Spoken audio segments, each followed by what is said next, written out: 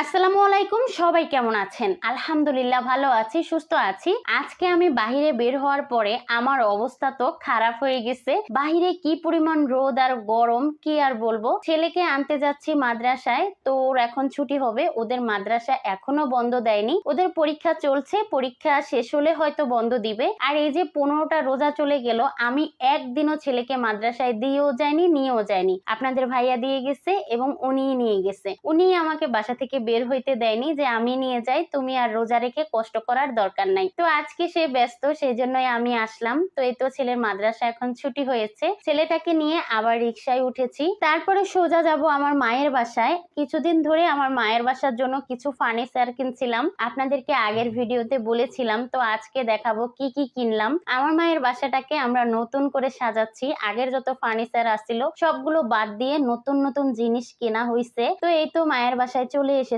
বাসাটা কিন্তু খুব সুন্দর, এই বাসাটা আমাদের অনেক পছন্দ হয়েছিল, সেই জন্য এই বাসাটা নেওয়া। নতুন বাসা তো সবকিছু নতুন নতুন, দেখতেও ভালো লাগে। তো এই তো এই ওয়াল কেবিনেটটা কিনা হয়েছে, তারপরে খাট কিনা হয়েছে, তারপরে এই যে আমার ভাইয়ের রুমের জন্য খাট, তারপরে ওয়ারড্রোব কিনা হয়েছে, আবার এই রুমের জন্য খাট কিনা হয়েছে। এখনো অনেক জিনিস কিনতে হবে, তো আমরা আস্তে আস্তে কিনতেছি। এগুলো তো কিনে ফেলেছি, আবার যখন কিনবো তখন আপনাদের সাথে শেয়ার করব। অবশ্য কিছুদিনের ভিতরেই এই ফ্ল্যাটটা পুরো সাজানো গুছানো হয়ে যাবে, তখন অবশ্যই আপনাদের সাথে শেয়ার করব। তো এই তো এখানে অনেকগুলো মাছ নিয়ে আসছে, সেগুলো আবার আমার ছোট বোন কুটে ধুয়ে রেডি করে নিয়েছে। তারপরে আমি আবার রান্নাঘরে চলে আসলাম, ইফতারের জন্য রান্না করতে হবে। তো এখানে আমি বড় বড় চিংড়ি মাছ আগে ভেজে নিচ্ছি। এই চিংড়ি মাছগুলো আমার দুই ছেলের জন্য আনা হয়েছে, ওদের অনেক বেশি পছন্দ চিংড়ি মাছ। তো চিংড়ি মাছগুলো আমি সবগুলোই ভুনা করে ফেলবো, ওরাও খাবে আর আমরাও যাতে সেহরিতে খেতে পারি। তো চিংড়ি মাছটা আমি একটু ভেজে নিয়েছি, এখন আমি মশলাটাকে খুব সুন্দর করে কষিয়ে নিব।